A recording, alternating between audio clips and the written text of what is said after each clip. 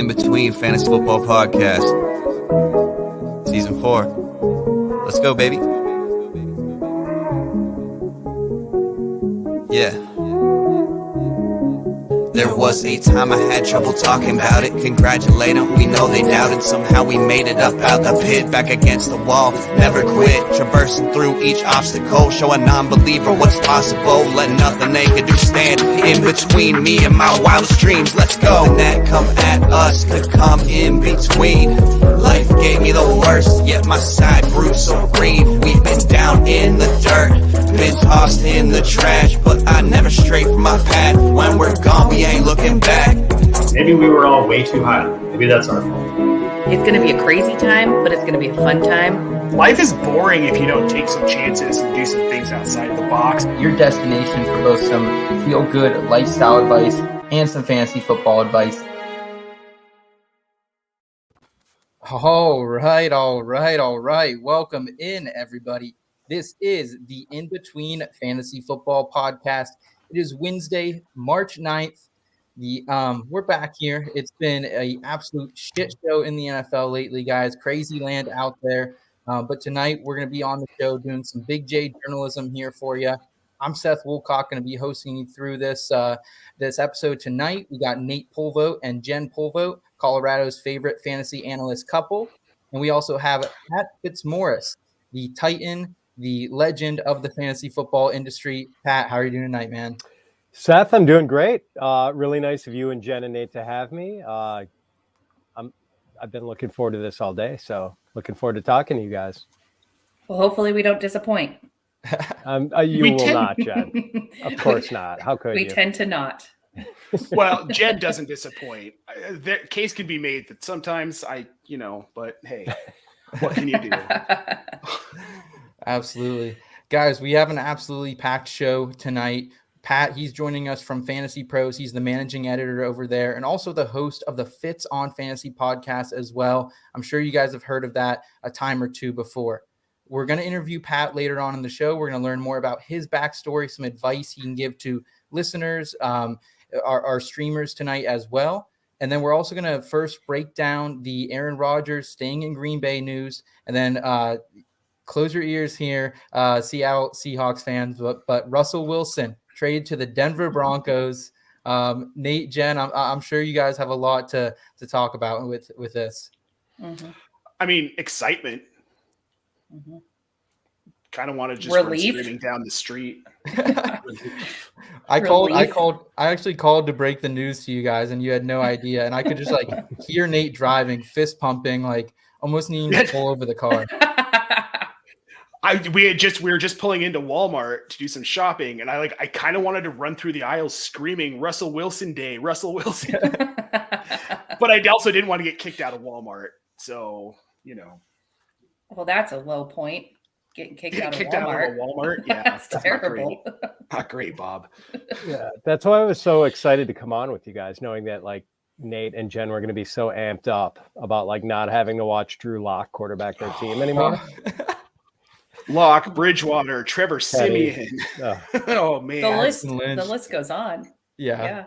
Fortunately, we didn't have to see that much of Paxton Lynch. That was a half a game, and so nope, not going to work. Hey, you didn't get Tim Tebow back, but you got the next best thing with Russell Wilson. We're going to break it down on front and center for you guys. But before we jump in, let's get to some housekeeping. If you're new here to the channel, please subscribe on YouTube. It really is the simplest way to support the show.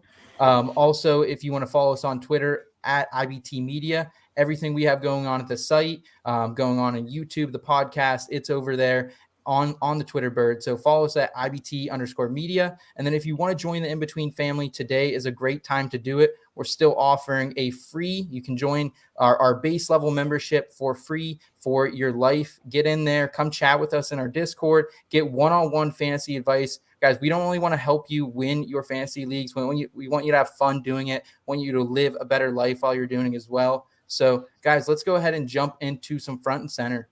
Sometimes taking that first step out the door is the hardest thing to do. Give it a chance, you'll be begging for more. Save the spot just for you. We're all somewhere in between. How about you come to the place where you see someone? Ain't gotta worry about knowing not what it means. Come and give me another, cause the night is young. At least I so thought. This just in. Breaking news. Front and center. All right, front and center, folks. Let's start with the Aaron Rodgers news. And, we've been predicting on the show whether he was going to stay, whether he was going to go, what the fantasy impact would be.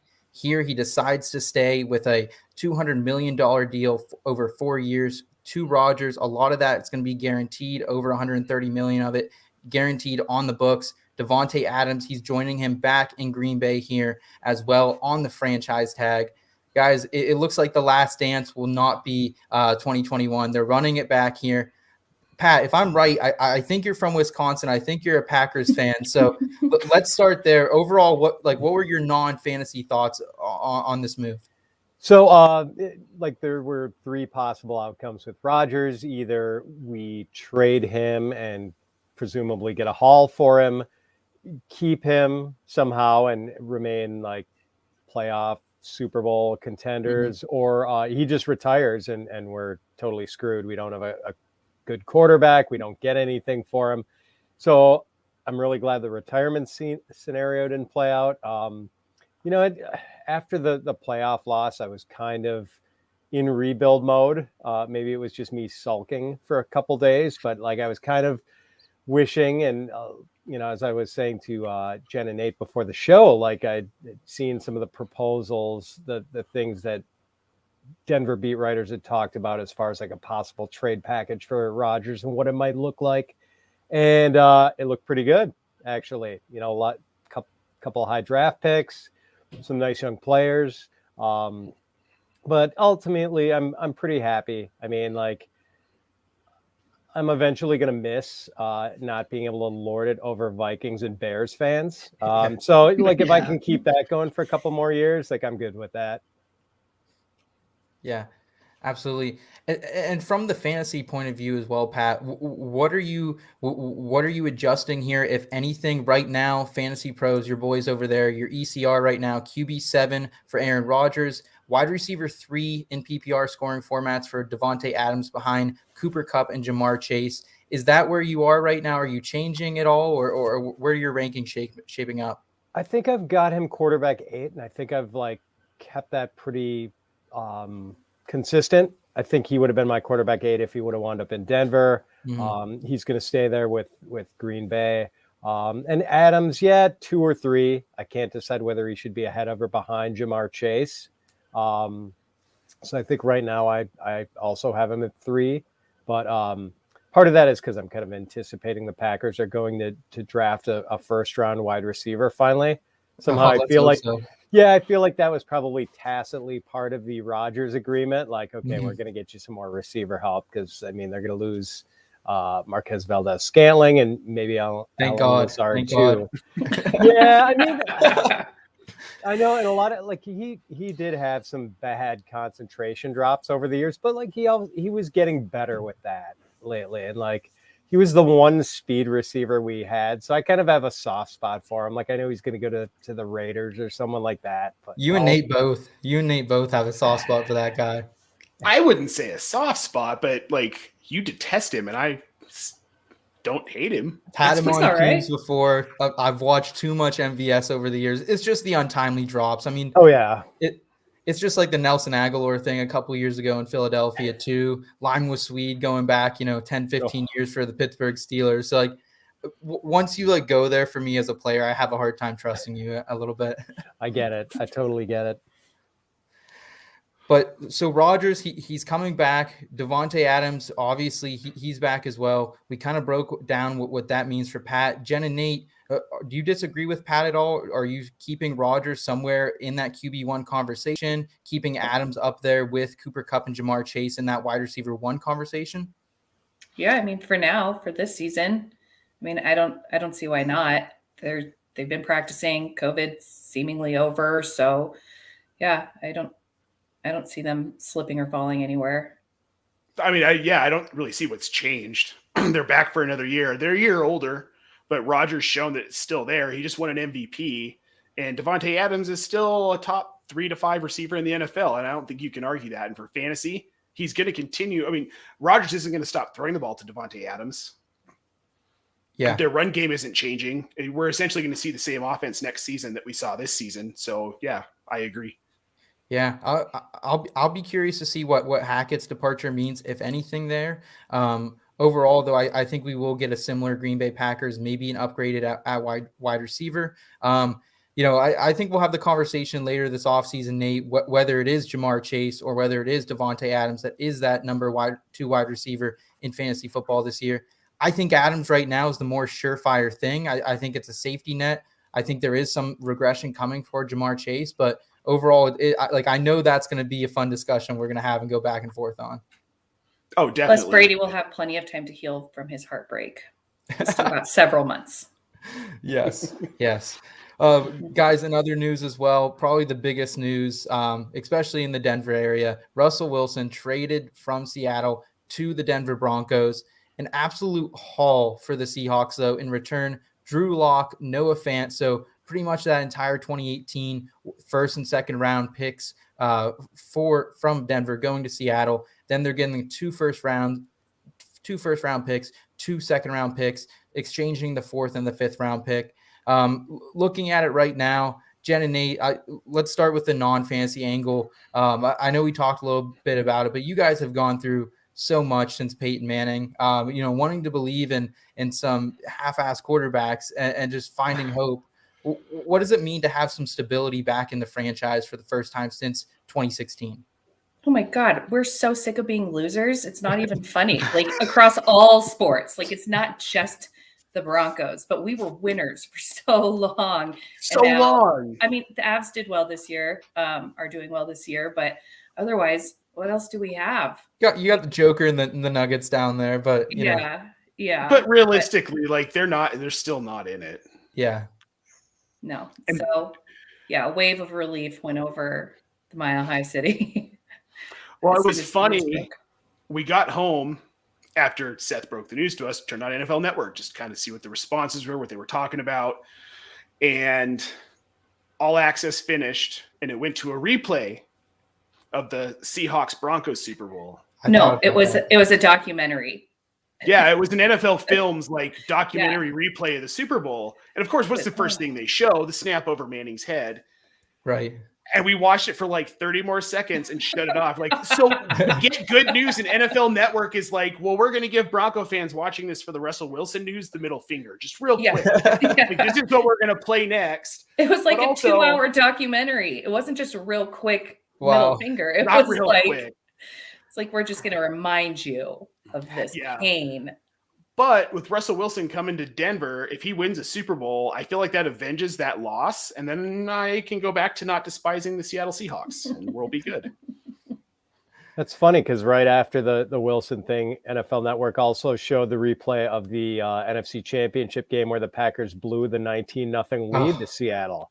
They're doing Russell Wilson's greatest hits that cause the most possible pain. Oh, Scott. Get out of here, Scott. Scott says that sounds like a really good documentary. For those of you who don't know, Scott lives in Seattle and is a diehard Seahawks fan. So it's a miracle that we're friends. Enjoy your rebuild, Scott. Yes, please.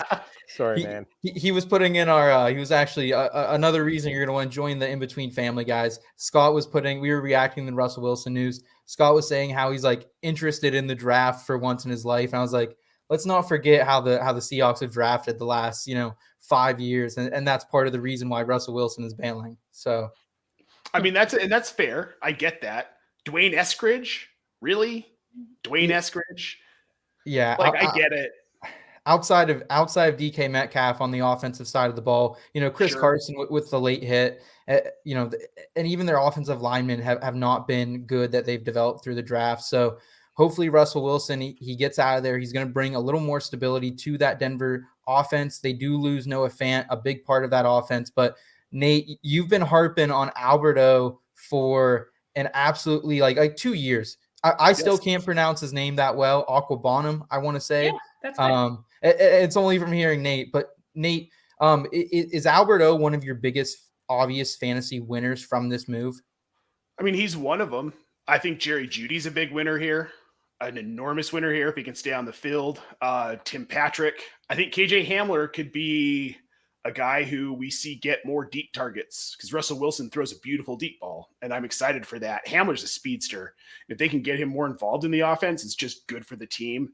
Obviously, coming off injury, that'll be interesting to see how that works out. I think Albert O, though, he's that new mold of tight end that's more built like a wide receiver. And athletically, he plays more like a wide receiver. I was excited to see him teamed back up with Drew Lock after what they were able to do at Mizzou together. That obviously didn't pan out, but I think physically he's so talented. Russell Wilson's going to love throwing the ball to him. He's a big target that can get downfield. He gets open. What's not to love? And I could see him having over 100 targets this year. Wow, it's a big number. It's a big number. Pat, who are some of your other fantasy winners from this move on either side of teams here? Well, I'm glad that Nate is also fired up about Albert O. So am I. I mean, I've got a really good friend who went to Mizzou, so he kind of clued me into Albert O pretty early in his college career, and just like special athlete, man. Like 6'4.5" or 6'5" and 100th percentile speed score at tight end. Mm-hmm. So yeah, like he just didn't have the target opportunity before. Now he's got the opportunity. He's getting a better quality of targets coming from Russell Wilson as opposed to Drew Lock or Teddy B. And like, this is a dude who, I don't know, I guess a lot of guys in the NFL under the right circumstances could be like 600-yard tight ends, but there aren't too many who can, like, you know, take a little catch and turn it up and like outrace guys and go like 40 or 50 yards for a big, like, I think he can turn that 650-yard season into like an 850-yard season. So like, there's tight end one upside there. Mm-hmm. And like, I think he's kind of going to be drafted right around the low end tight end one range. As he should be. Yeah, I hope the ADP doesn't get too high on him, though, because I'm always, a little hesitant to put too much stock into these unproven tight ends. Last year, a lot of us made a couple mistakes with that. Down in New Orleans, that was probably one of the worst ones we had. Oh my gosh, I can't even remember the guy's name. Who Adam Troutman. I never understood why people were so excited about him.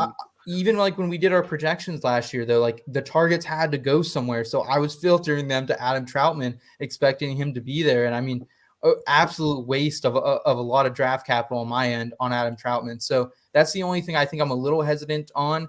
And, I wouldn't be surprised if maybe they're out there, maybe shopping for an upgrade at tight end. I mean, Gronk is around. I don't know if they had, they'll have that draft capital with Russell Wilson, or that salary capital with Russell Wilson coming in, but there are some tight ends who probably aren't going to get franchised or haven't been franchised yet. So keep an eye out for Gronk. How would you feel about that one, Nate? Gronk to New Orleans, I think, is a dream. That probably I meant Gronk to Denver. Sorry. Oh, Gronk to Denver? No, I think if he plays, I think it's Buffalo. Okay.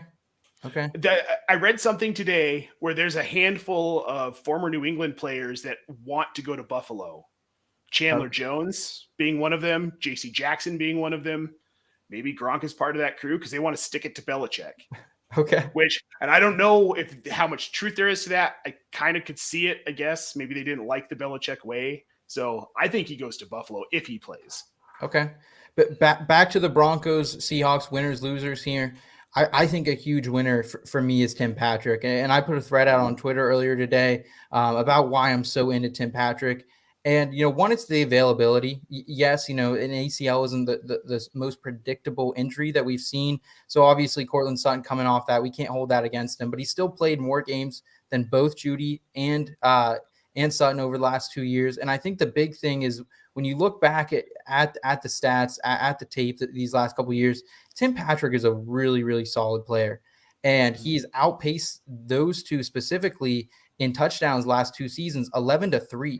I mean, or 11-5, excuse me. So that's a pretty big margin for him to be out producing both those guys in touchdowns, led the team in first downs. I mean, they obviously paid him 3-year, $35 million deal for a reason. So, I mean, don't get me wrong. I'm still targeting on the low end if I can get him at a cost-worthy ADP, Jerry Jeudy and Cortland Sutton. But I think Tim Patrick here could be a really, really nice deep ball, air target for Russell Wilson. I don't I hate that agree. at all. Yeah. Yeah, I just think you're going to get him at a better price too. I just grabbed him in, I think, the 19th round of a best ball. Wow. Yeah. Whoa. And I was pretty excited. Yeah, he's a good player, man. He's a good player. A lot of people have been hot on him for a while. Scott here in the comments, $10 Eskridge has more receiving yards than Patrick in 22. Get out of here, Scott. Get out of here. Don't rain on my parade today. Right? Pat, Trying to get himself any other fired. big winners for you here? Big winner. I mean, I think Javonte benefits. I think they're going to, more longer sustained drives, more touchdown opportunity. Like if Javonte does get this backfield fully to himself, as the Broncos have kind of insinuated, like they're, even if they do bring Melvin back, that Javonte is going to be the main guy. Yeah, I mean, it's hard not to like him as a late first round pick next year. Wow, it's been some time since we've seen a Denver player go that early in fantasy drafts. So that would be something. He's such a horse, man. I love the way the guy runs. I mean, he just drags guys. I forget the name of the Ravens. I forget which cornerback it was who he carried on his back for like 20 yards this past season. I mean, that was just like the guy was like literally on his back, and Javonte was just running like normally. We went to the Broncos-Lions game. We were sitting right kind of like far up, but almost at the goal line. And we watched him on that touchdown run drag like 4 guys. And we're standing there like, is he going to go down? He's going to score. Yeah. Like, dude, he just, like you said, Pat, he drags people around. Like, what's not to love? It'll be a really interesting conversation to hear, who you're taking over either Najee Harris or him. And, I think the elusiveness, the broken tackles, that was really great to see from Javonte. And when he got the shot in those games without Melvin, he really, really, put the hammer down. He was the overall running back 1, I believe, one of those weeks as well. So I think that's a great call there, Pat. Yeah, and it was tough, by the way, because like I'm a University of Wisconsin guy, and I've definitely got to, I've been to a game where Melvin Gordon ran for 404 yards or whatever it was against Nebraska in the snow, and I love Melvin, and I know like everyone just wanted Melvin to get the hell out of the way so Javonte could do his thing, and like I totally understand that, but like Melvin is still good, and I can see why the Broncos continued to give him carries. Wasn't like they were wasted carries. He was basically as productive as Javonte, but it is Javonte's time. I mean, he's got the potential to be a special player, and Melvin's on the backside of his career. That's cool, but it was a little painful knowing that everyone saw Melvin as just this obstacle for Javonte to overcome. Well, Melvin turned up the charm this past season because he was trying to show everybody that he could be his old self and, have the yards and the touchdowns. And so it was nice to see that this season. It seemed like there were so many games where their stat lines were like really similar, same number of carries, yards. They both have a touchdown. Yeah. So it was, but that's just obviously kind of hard to deal with when you've got, Javonte in your fantasy team and you're not getting the windfall you think you should be getting every week. Yeah. There's definitely a lot of unanswered questions on the Seattle side of this trade right now too. We don't know who the quarterback is. I mean, they could do some type of bridge job here with Drew Lock, but I don't think that has any, wind under that sail. We don't know the status of Chris Carson long-term here. They could save some money if they do shell his contract here in the next couple months. I don't know what's going to happen. They seem to not want to get in a bidding war over Rashad Penny. They would like to retain him, Pete Carroll said, but it's not really in Seattle's nature to get into a bidding war either. So a lot of unanswered questions there. Jen, are you seeing any losers, really big losers here, either in Seattle or in Denver from this trade?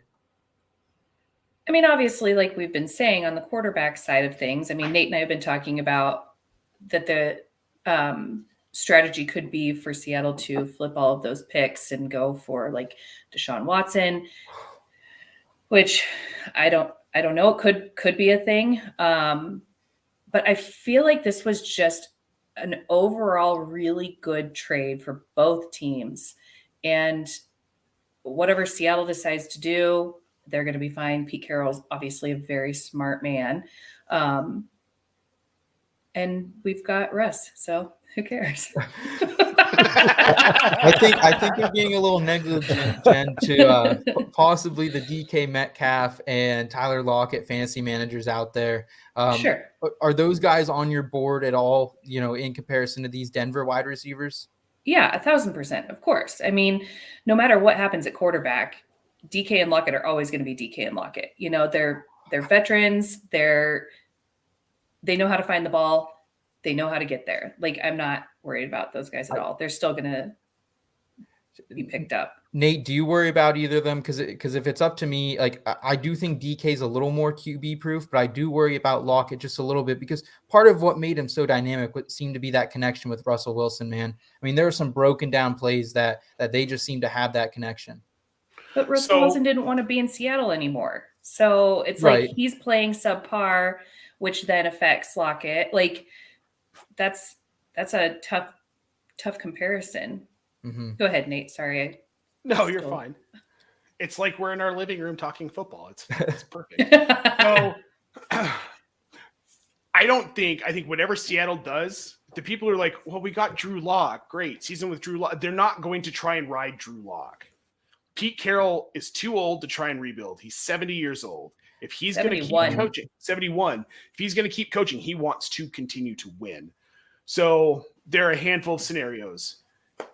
They move up to get Malik Willis in the draft because they're not going to get him at 9. There's no way. And they're not going to wait for so. No, I think he's gone. I think somebody stock's just been moved up that high from the combine. I think enough that quarterback needy teams are going to be talking to Jacksonville about that first pick. Stop, Nate. Jacksonville doesn't need it. Who are they going to take with that first pick that they can't get at 3 or 4? There's enough good tackles at the top there, man. I don't know. We'll see. So I think either they move up. If they can't get Willis, they go after either Marcus Mariota or they actually are trying to flip those picks to get Deshaun Watson. Okay. There's no way that they're going into the season with Drew Lock unless they know something we don't know about Drew Lock or that the Broncos don't know about Drew Lock. I can't see Pete Carroll hanging his hat on Drew Lock. So, no, I'm not worried about DK Metcalf. I'm really not worried about Tyler Lockett. I think they're going to be fine. I think Noah Fant might actually find some fantasy relevance this season. Like high end, like tight end, like mid-tier tight end 1, depending on who they bring in. Okay.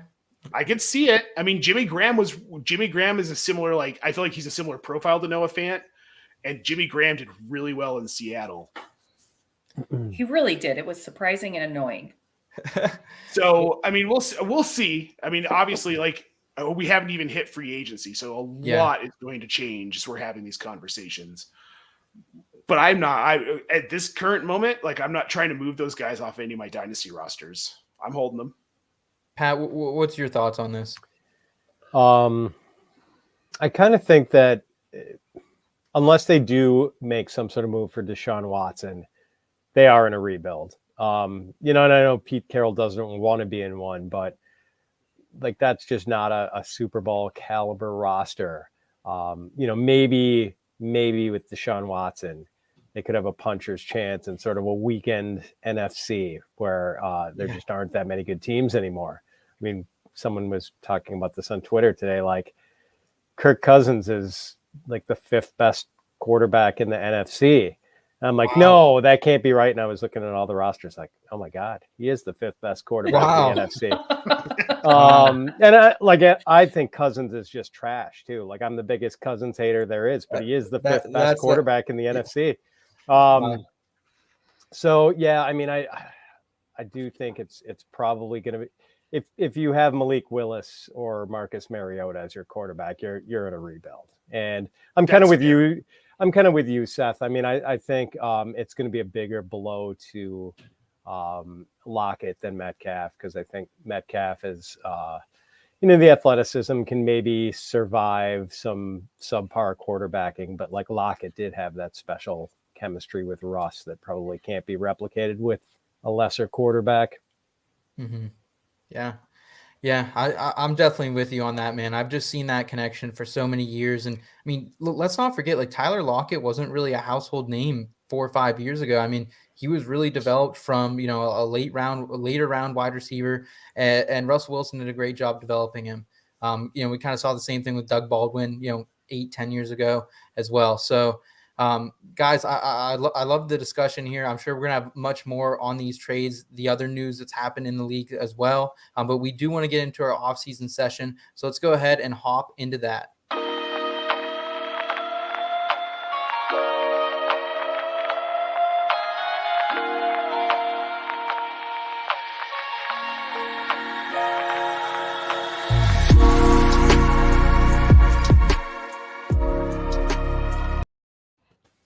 All right. So our off-season sessions, we're bringing it back for 2022, and it's really our way of just getting to know the fantasy analysts more in the community, and just more people in general. I mean, there's so many. Everyone has a story. We tell stories here in Between Media all the time, and we want to continue to do that. Pat, you're someone who has a lot of experience in this industry. Just in the media field in general. Can we go way back with you? Let's go way back here. Sure. I believe, if my research is correct, you grew up in Milwaukee. So can you tell us a little bit about your childhood and growing up there? Yeah, a little village just north of Milwaukee called Whitefish Bay, and the hometown to Milwaukee Brewers manager Craig Counsell and Kristen Johnson, the tall girl from Third Rock from the Sun, also Whitefish Bay natives. Nice. So yeah, I mean, it was a pretty idyllic childhood. I mean, it was just my friends and I were all like sports maniacs, and just like summers were just constant string of baseball, football, basketball games. In the winter we would play hockey or street hockey or like whatever sport there was, we were pretty much playing it year round. And then like at night and on weekends we'd be like playing Nerf basketball tournaments inside, or like, some stupid sports board game like Stratomatic or something like that. So, and sports video games, like we were just total sports junkies. So that was kind of how life was back then. Yeah. And, and it was, Sounds nice. it was fun. And, it was like, I'm an only child, and, like grew up with a single mom. So my house was kind of quiet, but like my closest friends were all like the oldest of 3 brothers. So it was pretty cool for me, because I could have like this, chill home life and not have to share anything with anyone. And then like go over to their house, and it was like just, brothers and chaos and pandemonium, which I also liked. So best of both worlds, I guess. So what was your favorite sport growing up? If you had to pick like one you followed the most. I think I didn't really shift it over to football until maybe like early high school. So I think probably baseball, if you put a gun to my head. I mean, like the Milwaukee Brewers back in my childhood was a pretty good team, like in the early 80s. Like those were some really good teams. I think we've had like brief discussions about like Robin Yount. Specifically. Yeah, Yount was like my hero. So yeah. It's awesome.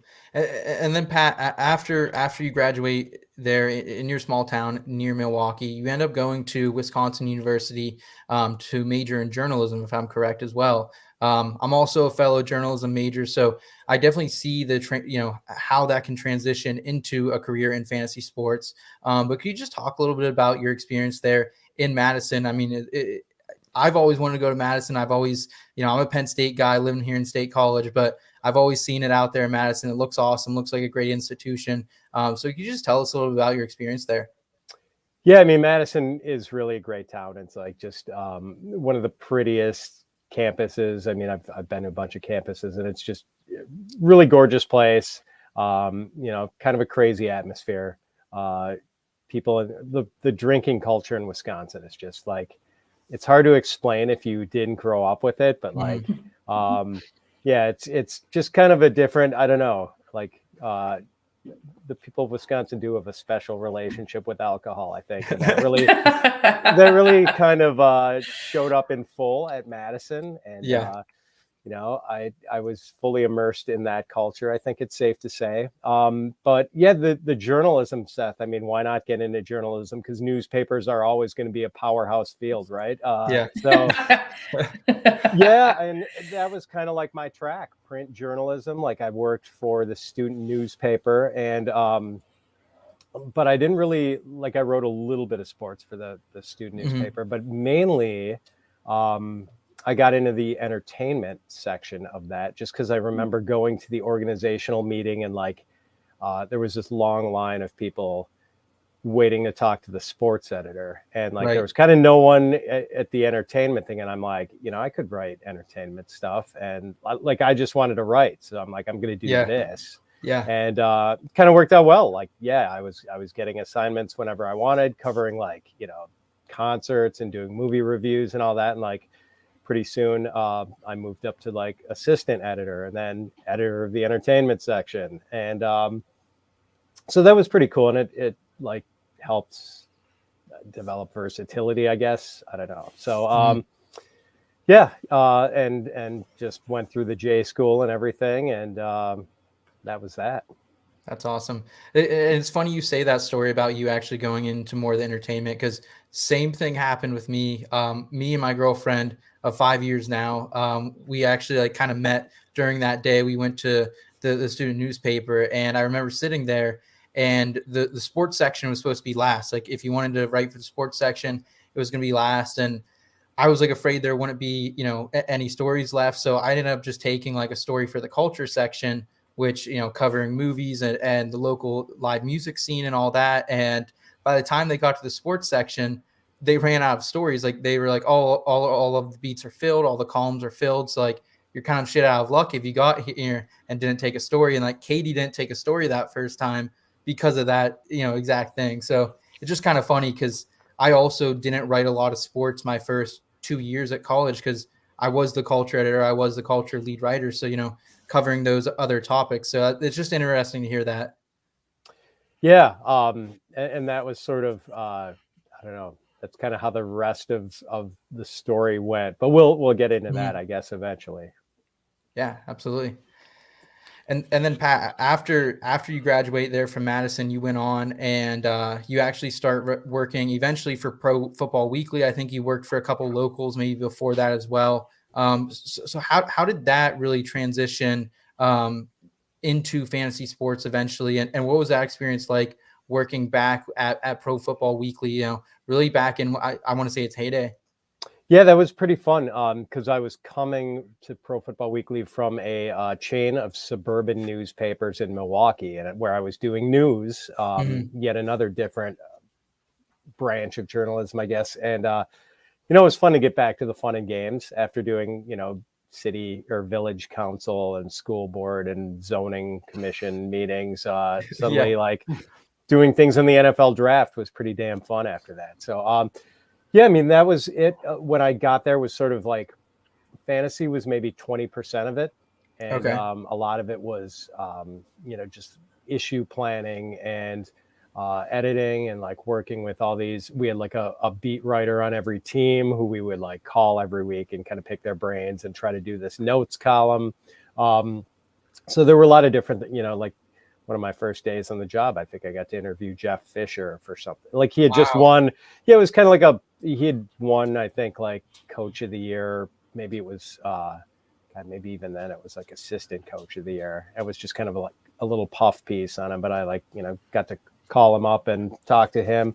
So, yeah, I mean, that was a blast. And I did that for, the other really cool thing was working on the draft stuff there, because there was a guy there named Joel Bucksbaum who was he was bigger than Mel Kiper back then. Oh, really? Wow. I mean, maybe I shouldn't say bigger then, but Kiper was the TV guy, but Bucksbaum was the guy that really hardcore draft people respected.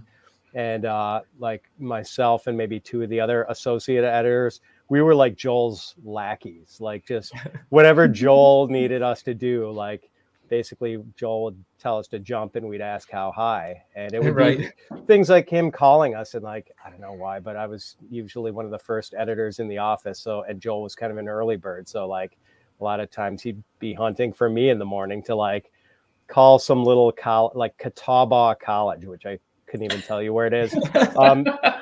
Pat, I need you to track down 40 times for like all these guys from Catawba College. I'm like, really, Joel? Like, they're going to be multiple NFL bound guys from Catawba College, really? And, I'd have to like look up the phone, and this was pre, like the internet wasn't quite the power. Yeah. This was like in the late 90s, so this stuff just wasn't readily available. I'd have to like call the sports information director and try to track all this stuff down. So it was a lot of fun, but so the thing was, it just did not pay all that much. Like, had Pro Football Weekly been based in like Billings, Montana, I'm sure I could have made a decent living out of it, but I was in Chicago at the time, and the cost of living was a little higher than my salary was allowing. So I had to move on, but I left in good terms and continue to do fantasy stuff for them. And that's kind of how I kept a toe in the fantasy waters for a long time. That's awesome. So after Pro Football Weekly, like what did that kind of look like? Obviously to where you are now, I suppose, but like, was it always like you always wanted to make sure that you stayed somewhere in the fantasy industry and you wanted to keep doing that no matter what happened?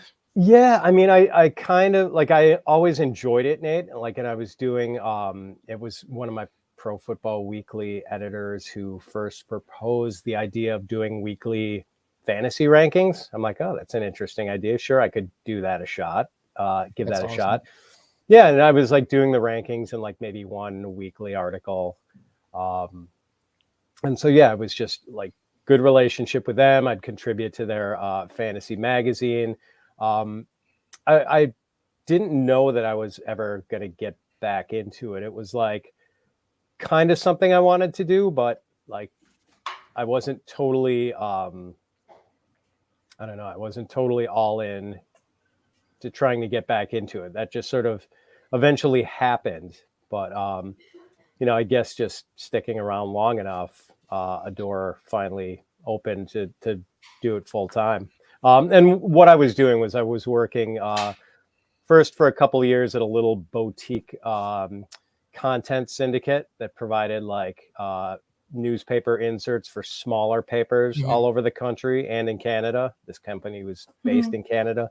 And then for like a long time at Chicago Tribune Company, at this like sort of national syndicate, Tribune Media Services, and then it was called Tribune Content Agency. And we would just sell columns, like everything from op-eds, political columns to, pet advice, bridge columns, like, how to play winning bridge.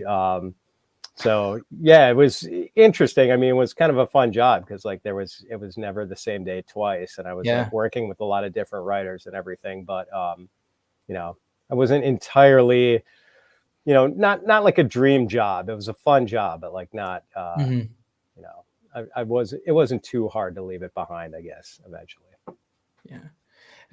And Pat, what were some of those? Was there anything like specific, any key strategies that you think you kind of implemented throughout, whether it was your time at Pro Football Weekly, the time in between there when you started your own podcast that really led you to where you are now with Fantasy Pros?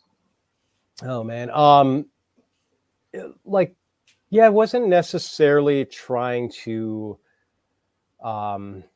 like I said, it wasn't like an all-out siege to try to get into the fantasy business. Like I know Mike Taglier of Fantasy Pro, the late Mike Taglier, who's a friend of mine, like Tags, when he wanted to get in, like he left a banking job and he was just all in to try to get a full-time fantasy job. Like and his wife encouraged it. Like, I don't think he would have done it because he had, like a young daughter at the time. And, but like, she's like, this is what's going to make you happy. Like, I can't live with you not pursuing your dream. So she totally pushed him. And it's, like at Tag's funeral, I was talking to Tabby about that and telling Tag's wife how amazing I thought that was, that she was supporting him and like taking that risk and leaving this secure banking job behind or whatever. Mhm. And she's like, oh, you know, your wife would have done the same thing. I'm like, no, trust me, she would not have been, she would have been like, you're keeping the banking job, dude. Yeah.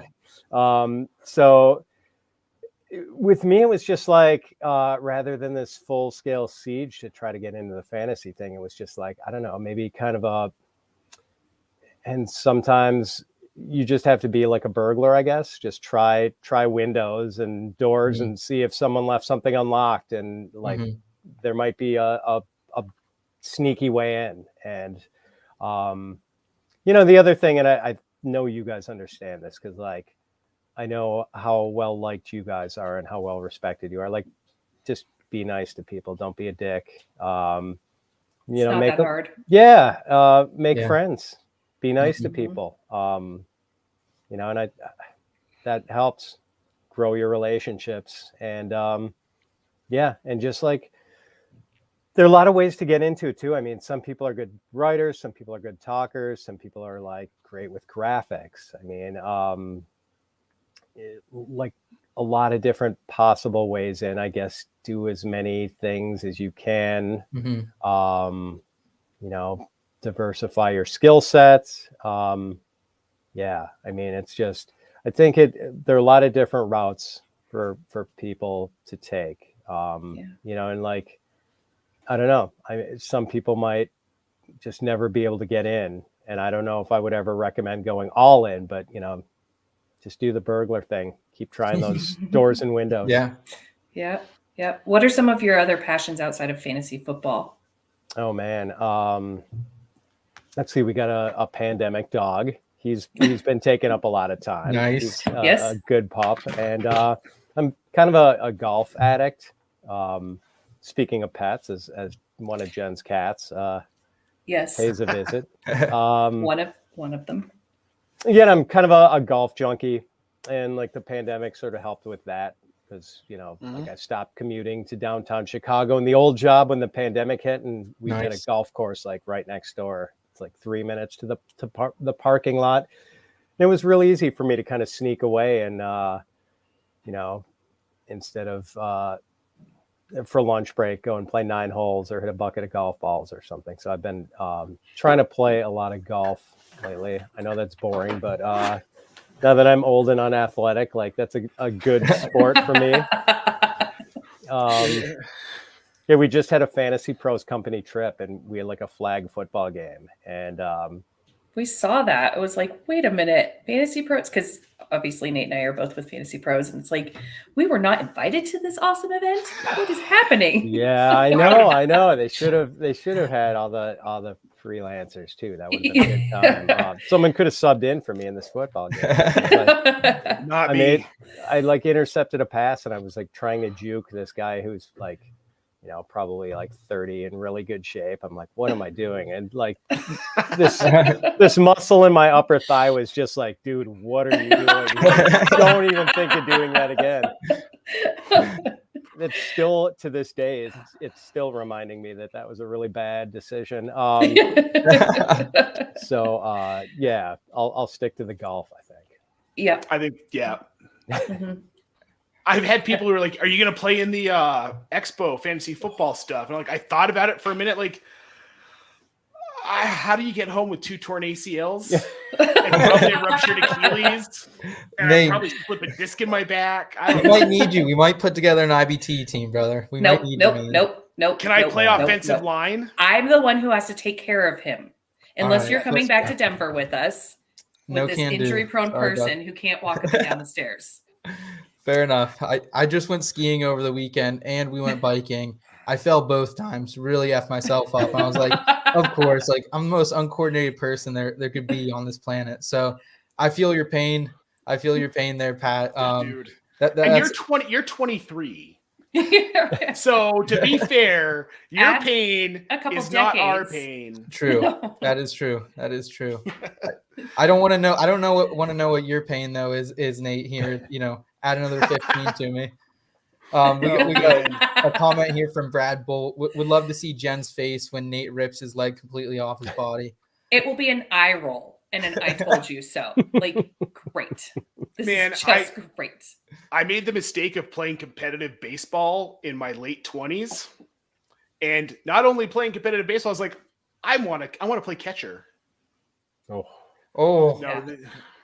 No, thank you. I had like a baggie of Tylenol where I would just grab scoops of Tylenol, give them to him before the game. I was taking 2 good 800 luck. milligram just so my knees wouldn't hurt at the end of the 3 hours of catching.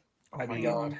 Yeah, the timetable on your knee replacement, Nate. I mean, it's probably like next year, right? Yeah, no, it's clicking. It's coming up. I can hear it coming. You feel it when it gets rainy out there, Nate. We can feel the snow coming in. With the weather changes here, it's constant pain. Constant pain. Yeah, it was snowy and it was snowing with the sun out today. And we drove 30 miles?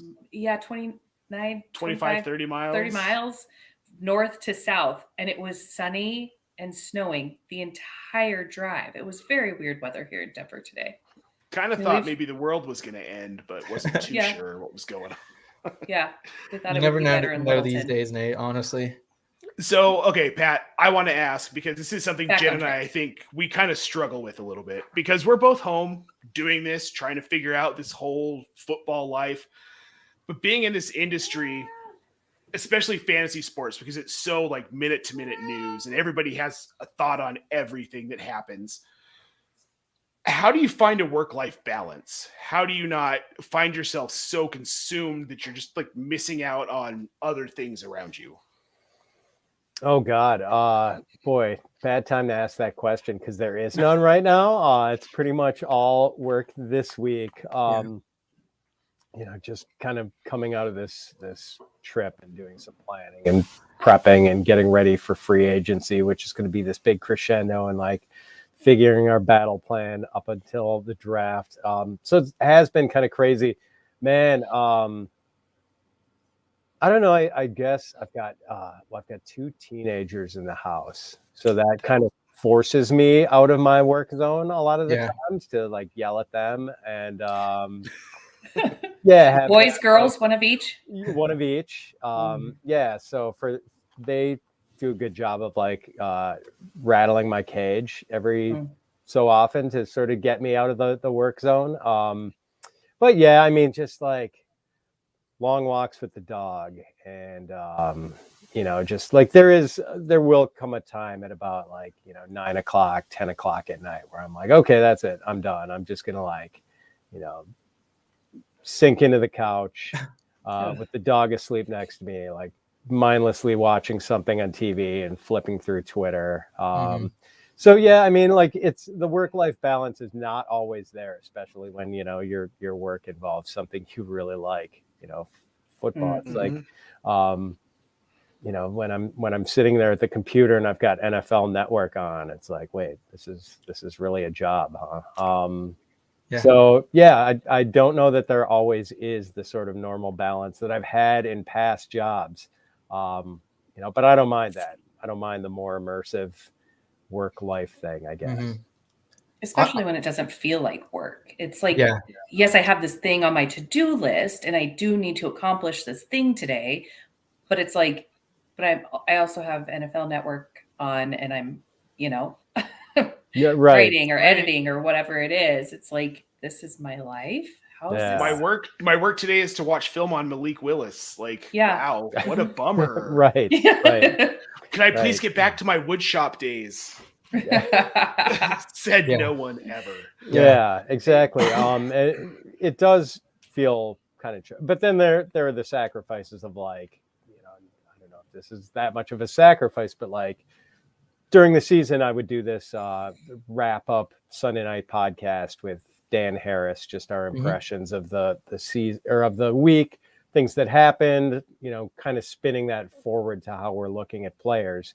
And, it was just like I'd be kind of taking notes throughout the day and everything. But whereas normally for, the entirety of my adult life, like football Sunday was like 3 or 4 beers at least, and just like, I'm like, oh, I can't really drink. I mean, this is my job. I got to be on this live stream at 9 p.m. Central. So, but like these are worthwhile adjustments to have to make, I guess. It's, it's been a lot of fun so far.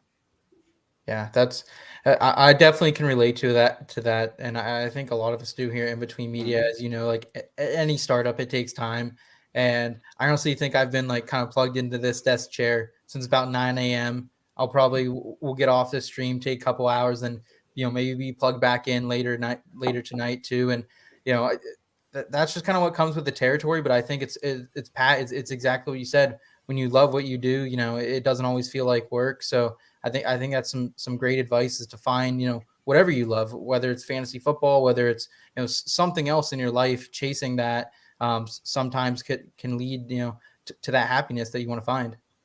Yeah. Well said, Seth. Mm-hmm. And Sundays He's are also a different. very smart 23-year-old. Wise beyond your years, man. Well, yes, he is. You guys make me feel like you're my parents sometimes when you say that. Well, I'm old enough. We're old enough one to of be your parents. Exactly. Yeah. yeah, I mean that. I definitely appreciate it. Jen, Nate, any final questions here for Pat before we roll out? I guess for me would probably be just what it's been like to join the staff at Fantasy Pros, because like you said, Nate and I are freelancers and like over the moon that we get to do that. We're not going on all the amazing trips, but how has that been as an experience for you? Oh, it's been really good. I like just the content team is really cool.